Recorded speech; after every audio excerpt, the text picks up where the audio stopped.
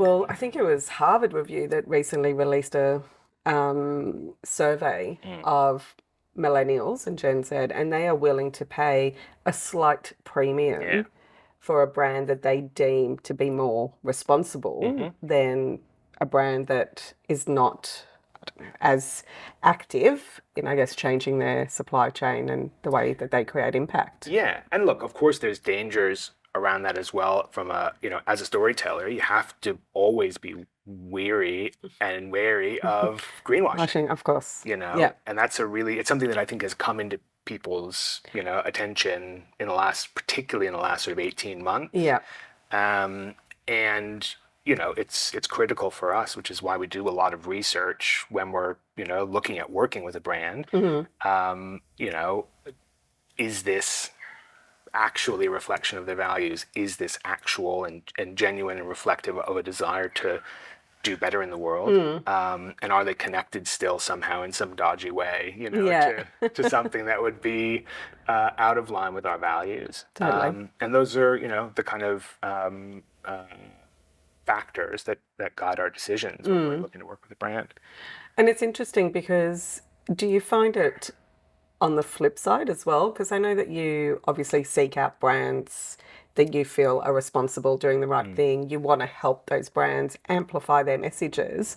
Do you find that customers look for agencies and digital storytellers and, I guess people in your bucket with that same value set? Or do you think that hasn't happened? Like, do you think that's still in the process? It's still in the process. Right. It's Okay. starting. And I Yeah. think part of it was simply just like a lack of supply. There weren't, Yeah. and still aren't, a lot of agencies that are, or certainly not production companies like ours, that put their values first and that, Yeah. are targeting that kind of demographic or, sorry, that kind of sector. Yeah.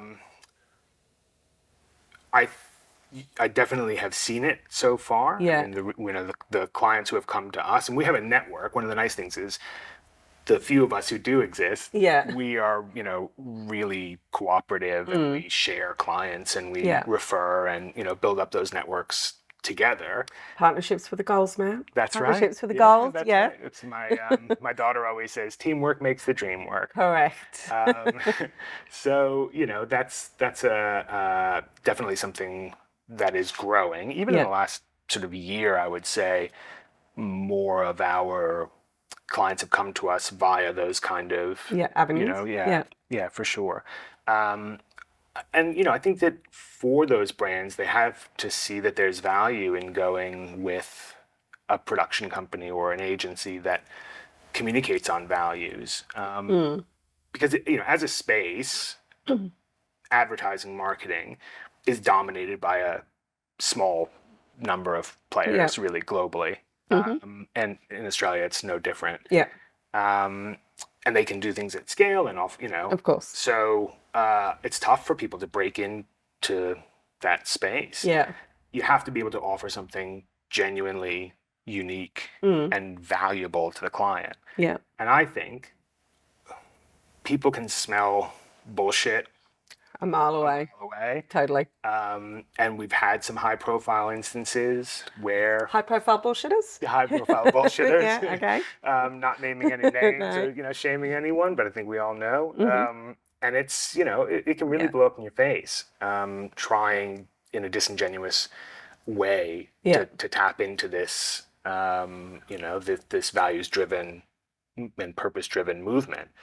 So I think there is a tremendous benefit for brands that are purpose-driven, but also brands that maybe are established Yeah. and are seeking to reform elements of their, supply chain or, whatever it is. If they're seeking to implement more of a purpose-driven Yeah. element into their existing brand.